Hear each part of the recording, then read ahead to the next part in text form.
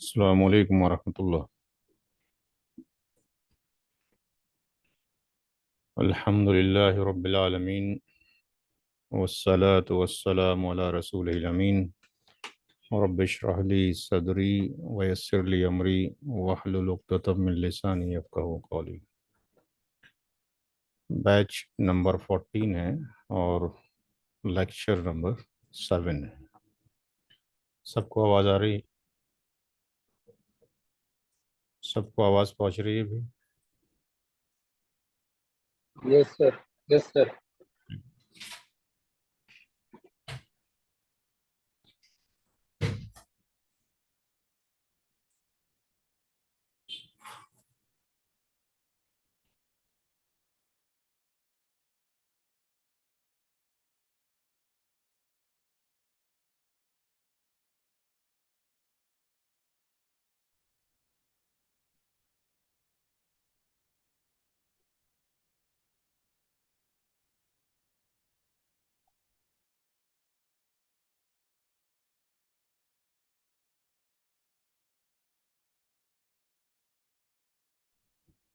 तो question number जो है हम 60 तक तो कर चुके थे और होमवर्क हमने 3 ही होमवर्क आप लोगों को दिए थे। तो आंसर सारे लोगों ने सबमिट कर दिए। 61 से हम यहाँ शुरू। एक किताब दे दी गई थी पढ़ने के लिए, जिन लोगों ने पढ़ा है ठीक, नहीं पढ़ा है वो स्टार्टिंग से हम कुछ क्वेश्चंस करेंगे, फिर उसको आप फॉलो कर सकते हैं। क्वेश्चन नंबर जो 61 है उसमें जो लिस्ट ऑफ द इनहेरिटर्स है, रियल सिस्टर्स हैं। तो रियल सिस्टर्स अगर अकेली होंगी तो जेड ही होंगी, और इनका जो शेयर है वो कितना होगा? 2/3 होगा। 2 मैटरनल सिस्टर्स हैं और एक मैटरनल ब्रदर है। तो ये दोनों जेडएफ होंगे या असला बिहारी होंगे? क्या होंगे? इनकी कैटेगरी क्या होगी? इनकी कैटेगरी जेडएफ होगी या इनकी कैटेगरी एबीजी होगी? जी, ZF. जेडएफ होगी। ये ऑलवेज जेडएफ होते हैं जबकि मेल फीमेल हैं। बेटा बेटी, पोता पोती, सगा भाई सगी बहन, सौतेला भाई सौतेली बहन, ये जब होते हैं तो असबा बिहारी यानी रेसिडुअरी में चले जाते हैं और वो 2:1 में पाते हैं। ये हमेशा क्या होंगे? जेडएफ होंगे। और इनको जो जेडएफ में मिलता है, दो या दो से ज़्यादा मैटरनल, चाहे ब्रदर हो या सिस्टर या कंबाइन हो जाए, तो 1/3 में इक्वली शेयर होगा। तो इसलिए जो ईच है उसका हिस्सा कितना हो जाएगा? 1/3। और यहाँ कितने लोग हैं? दो तो ये है और एक मैटरनल ब्रदर है, 3 लोग हो गए। तो यानी 1/3 यानी 1/9 हर एक का शेयर हो गया। तो यहाँ पे जो हम फाइंड आउट करेंगे, ये रियल सिस्टर, तो यहाँ पे हर एक रियल सिस्टर का ईच का कितना हो जाएगा? 2/3। और 1/2, 2 से 2 कैंसिल हो जाएगा, ये 1/3 हो जाएगा। तो ये रियल सिस्टर, रियल, और यहाँ पे मैटरनल सिस्टर, मैटरनल सिस्टर और मैटरनल ब्रदर, तो 1/3 प्लस 1/3 और इन सब का 1/9 है, चाहे वो ब्रदर है, मैटरनल ब्रदर या मैटरनल सिस्टर है। एल्शियम जो हो जाएगा वो 9 आ जाएगा। ये 3 3 हो जाएगा और यहाँ पर ये 1, ये 1 और ये 1, तो ये 9/9 हो जाएगा। तो यहाँ पर पूरी प्रॉपर्टी के कितने 9 डिवीज़न हो गए? रियल सिस्टर्स को 3 3 चले गए और मैटरनल ब्रदर एंड सिस्टर्स को 1 1 चला गया। इसमें टोटली जेड एफ हैं। तो वहाँ पे लास्ट टाइम पे हमने डिस्कशन किया था कि 3 रूल्स हैं कि समटाइम्स, लास्ट टाइम शायद उससे भी पीछे वाले में था कि समटाइम्स वो इक्वल आता है, समटाइम्स वो ग्रेटर देन आता है, और समटाइम्स वो लेस देन आता है। तो यहाँ पे इक्वल है और कहीं पर ग्रेटर देन भी आएगा, कहीं पे लेस, यहाँ पे ग्रेटर देन है, कहीं पे लेस देन का कॉन्सेप्ट भी आएगा। तो ये सारे अब मिक्स कॉम्बिनेशंस हमारे पास आते रहेंगे। तो यहाँ पर सारे जेड एफ थे, और ये इक्वल टू दी यूनिटी के आगे। नेक्स्ट क्वेश्चन देखते हैं 62। यहाँ पर अगर हम देखते हैं तो जो हस्बैंड है ये जेड एफ है, और रियल सिस्टर भी जेड एफ है, दोनों ही जेड एफ है। और यहाँ पर कोई भी जो औलाद है वो नहीं है, देयर इज नो किड्स। तो हस्बैंड का शेयर कितना हो जाएगा? 1/2 हो जाएगा। तो एक बट 1/2 सर। 1/2 हो जाएगा। और जो रियल सिस्टर्स हैं उसका हिस्सा कितना हो जाएगा? 2/3 हो जाएगा। तो इसलिए जो ईच है उसका कितना हो जाएगा? टू बाई 1/2 1/3 कर देंगे, सॉरी 1/2 कर देंगे, 2 से 2 कैंसिल हो जाएगा, 1/3 हो। 1/3 तो यहाँ पे हम देखते हैं सारे ही जेड एफ हैं, लेकिन ये हस्बैंड है, ये रियल सिस्टर है, ये रियल सिस्टर है, ये 1/2 है, ये 1/3 है, ये 1/3 है। एलशियम जो हो जाएगा 6 हो जाएगा। 2 3 ज़ा 6, और 3 2 ज़ा, तो ये कितना हो गया? 4 बाय, ये 7/6 हो गया। तो जब 7/6 हो गया तो क्या हो गया? ग्रेटर देन 1 हो गया, यानी ये कंडीशन किसकी हो गई? ऑल की कंडीशन हो गई। WL ऑल की कंडीशन हो गई। तो जब ऑल की कंडीशन हो गई तो मैंने रूल बताया था कि अकॉर्डिंग टू दी हज़रत उमर रदी अल्लाह अन्हु, कि इसको यहाँ से हटा के 7 कर दिया जाएगा। इसलिए हस्बैंड का जो शेयर हो जाएगा वो 3/7 हो जाएगा। और जो ईच रियल सिस्टर है उसका शेयर जो हो जाएगा वो कितना हो जाएगा? 2/7 हो जाएगा। तो ये डिस्कशन हम लास्ट टाइम पे कर चुके हैं, उसी का एक सवाल यहाँ पर भी आ गया है। इसके ऊपर अलग से हम डिस्कशन करेंगे, मैंने डॉक्यूमेंटेशन लिखा है, वो भी एक बुकलेट की शक्ल में आ जाएगा।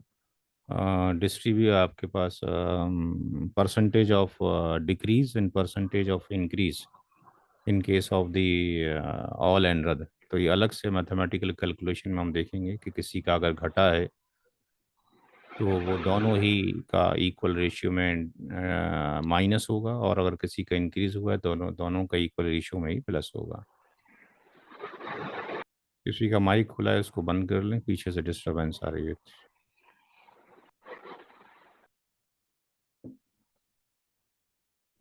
ये पीछे मैंने आपको डिस्कशन में कर दिया था। नेक्स्ट टॉपिक में आते हैं। ये एक सवाल है 63, एक नया यहाँ पे क्वेश्चन है, और ये आई थिंक रद्द से रिलेटेड होगा। ये जेड एफ है, डॉटर भी जेड एफ है, प्राइमरी है, और जो पोती है वो भी जेड एफ है। तो शोहर का जो हिस्सा है वो कितना होगा यहाँ पर? 1/4 और 1/2? 1/4 सर। 1/4। 1/4। डॉटर कितना होगा? 1/2। और ग्रैंड डॉटर कितना होगा? 1/6। 1/6। तो सारे ही जब जेड एफ हैं तो पहले कंडीशन देखनी पड़ेगी, क्या ये कंडीशन रद्द की एग्जिस्ट करती है कि नहीं। तो husband daughter plus grand daughter, शौहर का हिस्सा 1/4 हो गया, बेटी का 1/2 हो गया, पोती का 1/6 हो गया। एल्शियम कितना आ जाएगा? 12 आएगा इससे। तो 4 3 ज़ा, ये 3 आ जाएगा, 2 6 ज़ा, और 6 2 ज़ा। तो 6 और 2 8, और 3 कितना हो गया? 11/12 हो गया, यानी लेस देन 1 हो गया। यानी ये कंडीशन किसकी बन गई? रद्द की बन गई, यानी RETURN रिटर्न की बन गई। और मैंने बताया था कि जो रिटर्न है वो एप्लीकेबल नहीं है किस पे? हस्बैंड एंड वाइफ पे। तो यहाँ पर जो रिटर्न है, यानी जो बच रहा है, क्योंकि 12/12 होता तो नहीं बचता, तो जो रिटर्न है वो एप्लीकेबल नहीं है किसके लिए? हस्बैंड के लिए भी और वाइफ के लिए भी।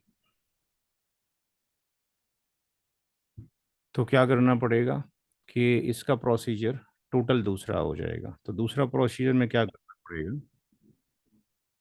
कि ये तो कंडीशन थी टेस्ट करने के लिए, और हमें क्या करना पड़ेगा कि हमें पहले स्टेप में हस्बैंड का जो शेयर है 1/4 निकाल देना है। दूसरे स्टेप में जो रेसिड्यू बचता है वो कितना बचता है, 1 - 1/4। एल्शियम क्या ले लेंगे, 4। 4 - 1 कर देंगे, कितना हो जाएगा, 3/4। अब 3/4 जाएगा वो हस्बैंड और वाइफ के अलावा जाएगा। तो हस्बैंड और वाइफ के अलावा तीसरे स्टेप में आते हैं जो ब्लू कलर से है, उसमें हमने फाइंड आउट करना है कि इसका रेशियो क्या है, किसका, डॉटर का और ग्रैंड डॉटर का। तो यहाँ पे रेशियो ऑफ डी से डॉटर और जीडी से ग्रैंड डॉटर। तो यहाँ पे डी प्लस जीडी लिख दीजिए, और ये 1/2 हो गया और ये 1/6 हो गया। इसका एल्शियम सेपरेट लेंगे, ये 6 हो जाएगा, 2 3 और 6 1। तो यहाँ से हमें रेशियो निकल आया D:GD का। डी के 3 हिस्से बनेंगे और जीडी का एक बनेगा, तो 3:1 का रेशियो निकल आया। चौथे स्टेप में हम क्या करेंगे कि यहाँ पर एडिशन ऑफ रेशियो निकालेंगे। तो एडिशन ऑफ जो रेशियो होगा, ये एक नया सवाल है आप लोगों के लिए, क्योंकि इससे पहले इस तरह कोई सवाल नहीं कराया गया। एडिशन ऑफ रेशियो किसका निकलेगा, जो डॉटर है और ग्रैंड डॉटर है, तो इनका जो रेशियो निकालेंगे वो डी प्लस जी डी कर देंगे। यानी ये सवाल कुछ इस तरीके से हो रहा है जैसे कि असबा बिगरी के केस में होता था। तो यहाँ पर 3 + 1 यानी ये 4 हो जाएगा। तो फिफ्थ स्टेप में अब हम जो निकालेंगे वो शेयर ऑफ डी, डी का मतलब डॉटर, यानी हमारे पास जो रेसिड्यू बचा है, हाउ मच, दैट इज 3/4। तो ये 3/4 यहाँ पर आ जाएगा, दिस 3/4 यहाँ पर आ जाएगा, मल्टीप्लाइड बाय जो इसका रेशियो है डॉटर का, वो कितना है, 3 है। तो 3 डॉटर का रेशियो आपके पास ये आ जाएगा, और जो एडिशन ऑफ जो रेशियो है वो ये 4 यहाँ पर आ जाएगा। तो यहाँ से सिंप्लीफाई हो जाकर आ जाएगा 9 कितना हो जाएगा, 16 हो जाएगा। एंड सिमिलरली हम कैलकुलेट करेंगे share of GD, grand daughter. तो ये 3/4 और ग्रैंड डॉटर का एक शेयर है, टोटल डिवीजन 4 हैं, तो ये 3/16 हो जाएगा। और सेवेंथ जो स्टेप है, टोटल शेयर सबके निकाल दिए जाएंगे, टोटल शेयर्स ऑफ ऑल। तो इसमें सबके हिस्सों को आप यहाँ पे रख दीजिए। तो ये हस्बैंड है, ये डॉटर और ये ग्रैंड डॉटर। हस्बैंड का हिस्सा 1/4 था, डॉटर का आपने फाइंड आउट किया है 9/16, और ग्रैंड डॉटर का आपने 3/16 फाइंड आउट किया है। 16 एल्शियम आ जाएगा, ये 4 हो जाएगा, ये 9 हो जाएगा, और ये 3 हो जाएगा। 4 9 और 3 12, 4 16, तो 16/16 आ जाएगा। किसी को अगर ये समझ ना आया हो तो प्लीज़ पता करें, क्योंकि एक नए तरीके का सवाल है। अगर इसमें वाइफ भी होती तो उसका प्रोसीजर भी एग्जैक्टली सेम ही होगा। यानी इंस्टीड ऑफ आपके पास हस्बैंड की जगह पर अगर वाइफ हो जाए, हस्बैंड की जगह पे वाइफ हो जाए, तो जितना प्रोसीजर आपके सामने that will remain the same. Wife की जगह पर वाइफ की वैल्यू पुट हो जाएंगी बस। कोई किसी को दिक्कत इस सवाल में समझने में भाई, एनीबडी क्लियर ना हुआ हो किसी को? ये उस किताब के अंदर भी है जो मैंने आपको लास्ट टाइम पे रूल्स ऑफ रिटर्न के बारे में समझाया था। किसी का कोई सवाल इससे रिलेटेड, जो 63 क्वेश्चन है, एनीबडी? नहीं सर, समझ गए। समझ आ गया सबको? Yes sir. ठीक है। और तो हम चलते हैं अगले 64 सवाल के ऊपर। 64 जो क्वेश्चन है ये आपका होमवर्क है। 64 एज ए होमवर्क है। इसमें वही हस्बैंड को अलग से निकालेंगे, लेकिन यहाँ पे उसकी जगह पर ग्रैंड डॉटर नहीं है, यहाँ पे मदर मौजूद है। तो 64 इज योर होमवर्क, ये अपने घर से करना है। 60 जो 5 है वो मैं आपको कराता हूँ। Mother Z F, real sister Z F, और मैटरनल सिस्टर भी जेड एफ। माँ का शेयर कितना होगा कोई बताएगा? यहाँ पे औलाद तो है नहीं। 1/4। 1/4 माँ का हिस्सा कब से हो गया भाई? 1/6। One by 1/6। 1/6 क्यों होगा? What is the reason? Reason Two or more maternal sisters are there.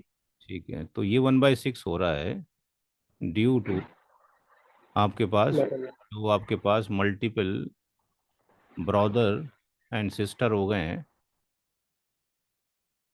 तो 2 रियल सिस्टर का शेयर कितना है? 2/3 है। और 2 मैटरनल सिस्टर का शेयर कितना है? 1/6 है। तो यहाँ पे ईच का कितना हो जाएगा? 1/3 हो जाएगा। और ये मैंने सही लिखा? मैटरनल सिस्टर का शेयर 1/6 या गलत लिखा है? 1/3 होगा, 2 maternal sisters है तो 1/3 होगा। तो ये 1/3 होगा। तो हर एक का जो ईच का हो जाएगा वो कितना हो जाएगा? 1/6 हो जाएगा। देखते हैं कि ये ऑल आता है, रद आता है, क्या आता है। Mother, real sister, real sister, maternal sister, maternal sister, माँ का हिस्सा 1/6, रियल सिस्टर का 1/3 प्लस 1/3 और प्लस मैटरनल सिस्टर का 1/6, 1/6। एल्शियम कितना हो जाएगा? 6 ही हो जाएगा। ये 1 हो जाएगा, ये 2 हो जाएगा, ये 2 हो जाएगा, ये 1 हो जाएगा, ये 1 हो जाएगा। कितना हो गया? 1 2 3 4 5 6 7, 7 बाई कितना हो गया? 6। तो ये कंडीशन किसकी बन गई? ऑल की या रद्द की? All की. तो ऑल की बन गई कंडीशन। जब ऑल की कंडीशन बन गई, ग्रेटर देन हो गया, तो रूल क्या करना पड़ेगा कि 7 आ जाएगा. इसको हटा के 7 यहाँ पे कर दिया जाएगा। तो माँ का जो हिस्सा है वो 1/7 हो जाएगा। ईच रियल सिस्टर का 2/7 हो जाएगा। और ईच मैटरनल सिस्टर का जो शेयर हो जाएगा वो 1/7 हो जाएगा।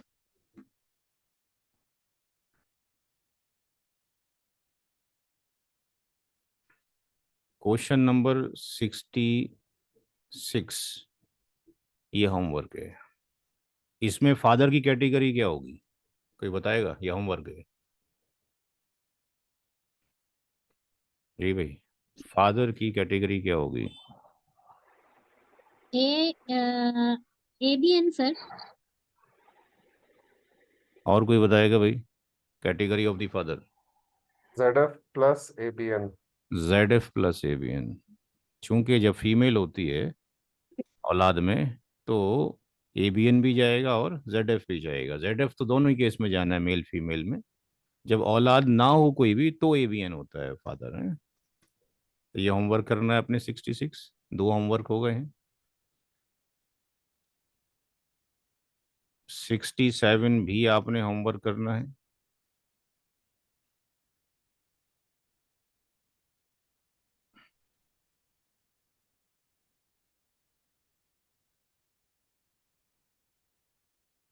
ये भी होमवर्क है। 68 भी।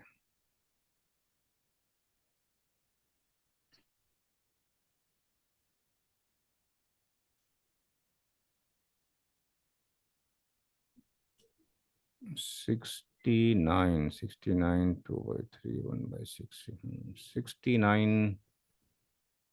ZF, ZF paternal grand mother यानी दादी। शौहर का हिस्सा हाउ मच कितना होगा? 1/2. 1/2 सर. 1/2. 2 पैटर्नल सिस्टर का शेयर 2/3. 2/3, क्योंकि जो शेयर रियल सिस्टर का होता है वो इसी का होता है अगर वो एग्जिस्ट नहीं करती है। दादी का हिस्सा कितना होगा? 1/6. 1। 6. 1/6. तो यहाँ पर हम सबको अगर फाइंड आउट करते हैं,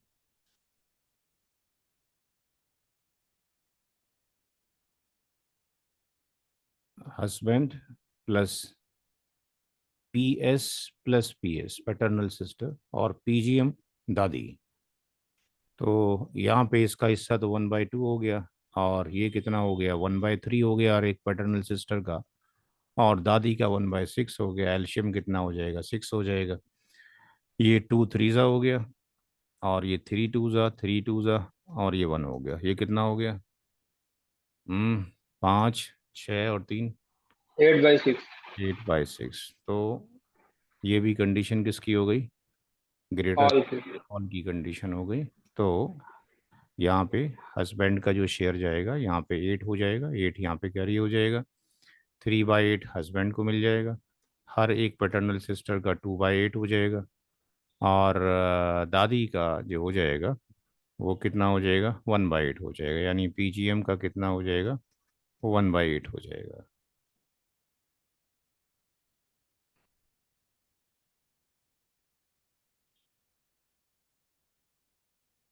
होमवर्क करना है 70।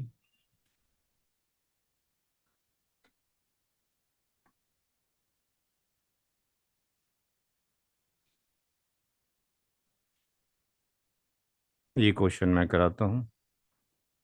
ZF और ये भी ZF, मदर और 2 डॉटर्स। मदर का शेयर कितना हो जाएगा, 1/6, डॉटर्स का 2/3।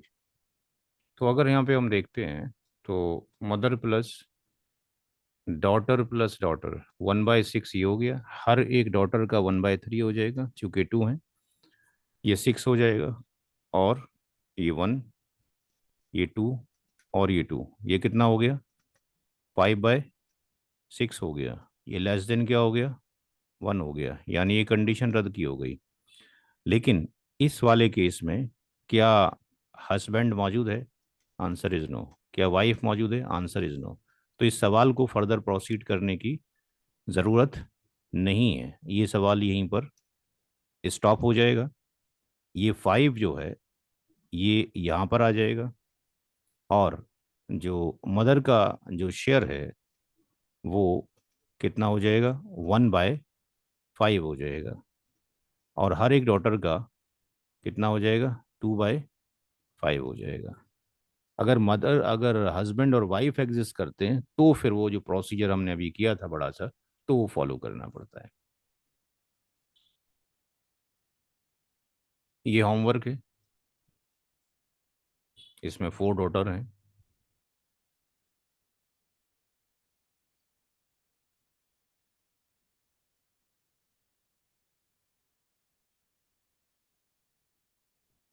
ये भी आप होमवर्क ही करेंगे क्योंकि सेम पैटर्न के ऊपर है।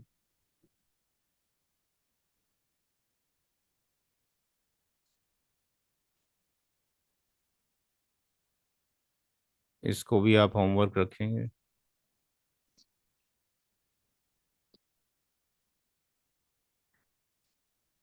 एक हस्बैंड का कराया था, एक वाइफ का करा देता हूँ।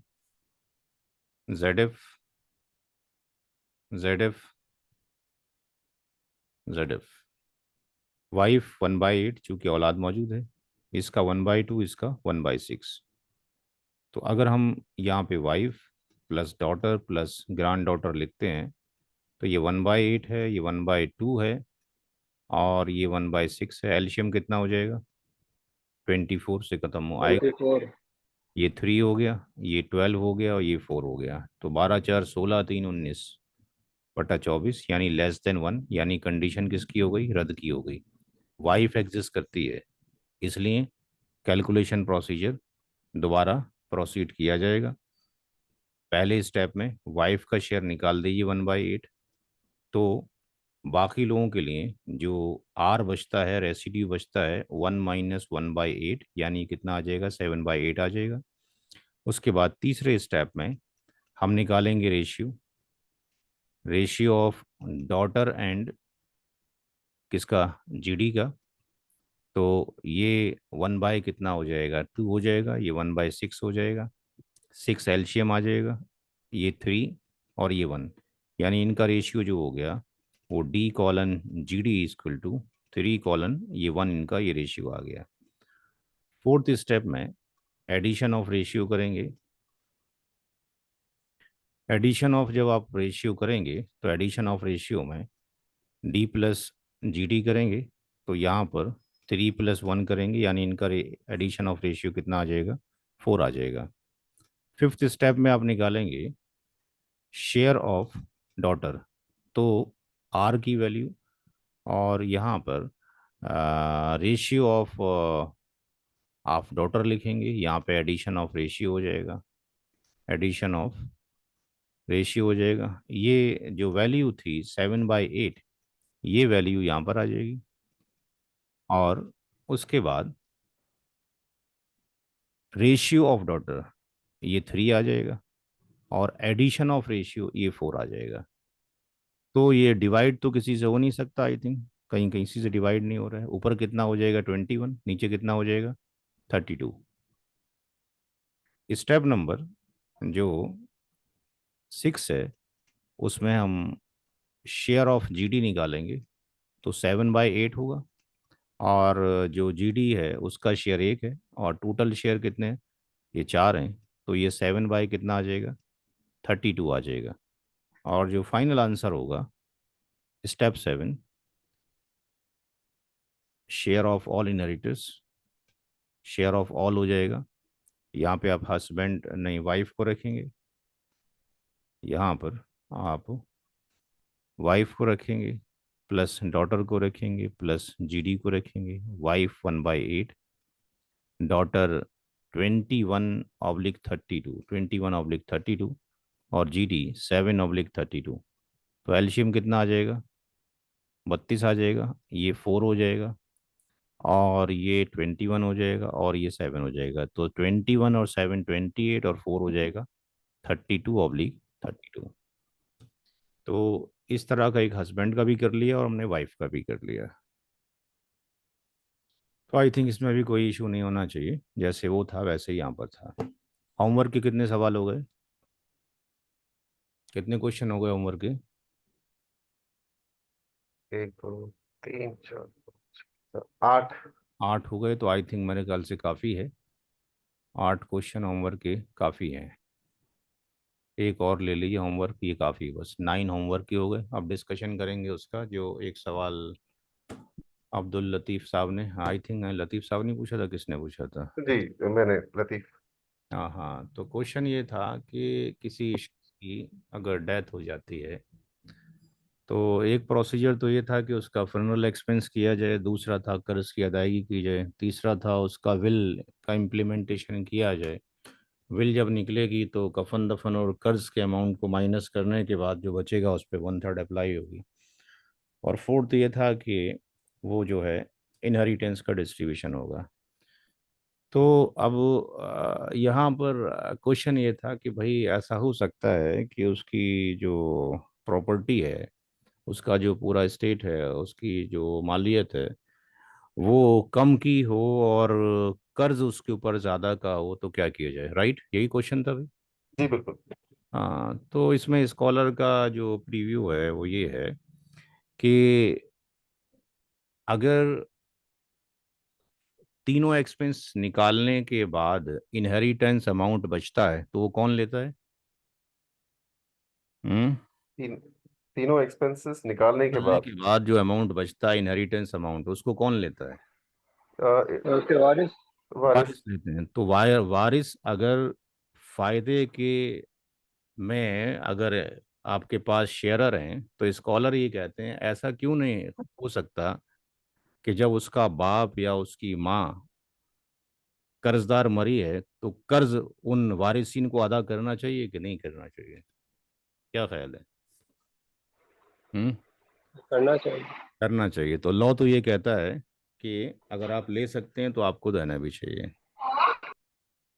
अच्छा, अब दूसरी कंडीशन ये एग्जिस्ट करती है कि सपोज कीजिए कोई आपके पास उसका जो वारिस है वो इस हालत में नहीं है कि वो दे सके, ओके। पास नहीं है। एक कंडीशन तो क्या एग्जिस्ट करता है तो देना चाहिए, उसके पास बच्चों के पास है ही नहीं, बच्चे मान लेते हैं कि हमारे यतीम बच्चे हैं, छोटे बच्चे हैं,